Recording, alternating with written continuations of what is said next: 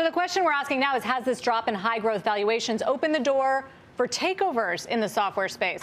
Let's bring in Rick Sherland, Vice Chair of Technology Investment Banking at Bank of America. He's known for hitting #1 on the Institutional Investor All-Star Analyst list for software 17 times in a row. Rick, congrats on that.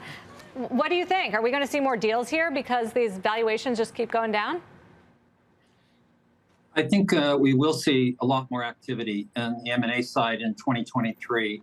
2022 was a terrible year for these stocks. We saw the high growth SaaS universe down about 65, 70%. And the multiples have come down from about 35 times to 6 times. So we've seen tremendous compression in valuation. The good news is that downturns are ultimately followed by upturns. So we just got a lot of cross currents near term, as Tim and Guy were just discussing. But we have a sector here with tremendous secular tailwinds: the move to the cloud, digital transformation, a new computing stack. Some of the demand may have pulled forward during the pandemic period, and when rates were zero. I think what we need to do is de-risk 2023 numbers. And so when we go through fourth quarter earnings, I think companies will indicate a reduction in force. They'll talk about cutting back on go-to-market spending. I think this is all very encouraging. We need to de-risk the stocks. People have to recognize that this is an economically sensitive sector. The growth rates a year ago were 25% in this sector. Forecast for the next year, now they're at 17%. So I think investors understand that this group is economically sensitive. The growth rates will still be in double digits, but the growth rates will come down if we go into a more challenging economic environment. So with that said, I think that IPOs are continue to be more challenging. Last year was the worst year in many, many years for IPOs. There just weren't that many. But for the companies that are continuing to show very robust growth, I think there will be an inclination to pick up the phone and have that M&A conversation, where in the past there was probably little incentive to do that. And there's an awful lot of dry powder out there.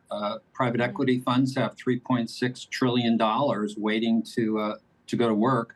Activism is at a very high level with the valuations down and volatility high.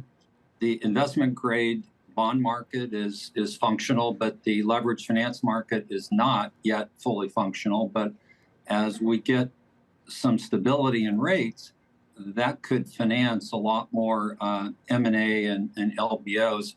So I think that M&A is likely to be something we see a lot less friction, a lot less resistance to as we go into 2023.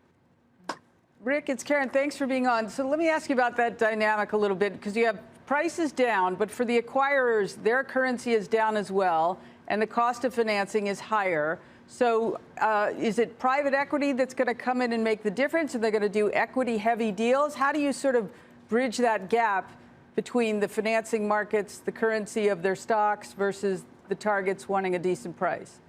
Yeah, Karen, it's a good question. I think that the answer to that is that right now the private companies, with the stocks down so much, who wants to sell at these distressed prices? And the buyers don't want to have to pay an enormous premium.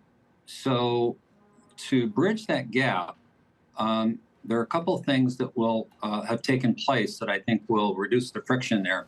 One is that these companies continue to grow at a very high rate.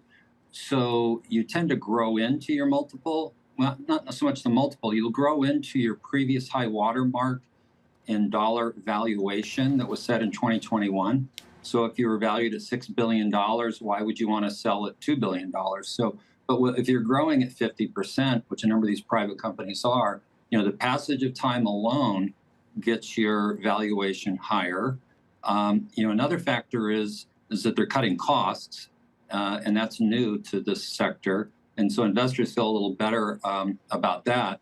The other factor is if rates were to stabilize or come down, we're at 6 times next year's revenues right now. But if rates were to go from 3.7 or 8 on the 10-year to 3, 3 corresponds closer to a 10 multiple than a 6 multiple. So you could get some multiple expansion if the street became encouraged that maybe we're turning the corner on rates, which would help a lot as well. And lastly, is you're going to pay a premium. So if you pay a 40% premium, which is fairly typical in the sector, you're probably getting closer to what those valuation levels used to be. So managements will be more inclined to consider selling than they might have over the past year.